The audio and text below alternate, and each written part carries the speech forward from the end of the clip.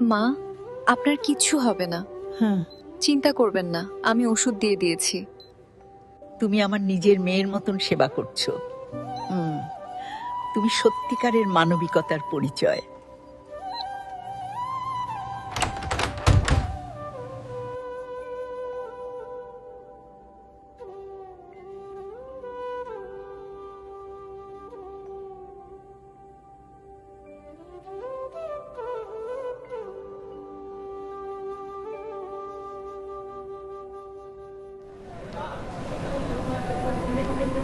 পুলি একটা রেপ হয়েছে, একটু মামলাটা এদিক ওদিক করে দেবেন। ইয়েস স্যার, আপনি চিন্তা করবেন না।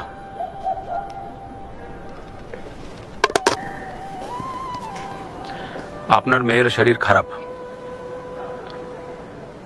একটু হাসপাতালে আসুন। আমার মেয়েকে একটু দেখতে দিন।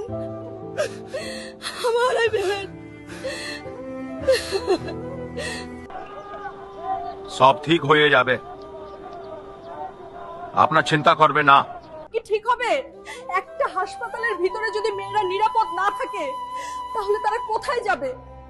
জবাব দিন। আমাদের বিচার চাই, আমাদের সুরক্ষা চাই, আমাদের নিরাপত্তা চাই।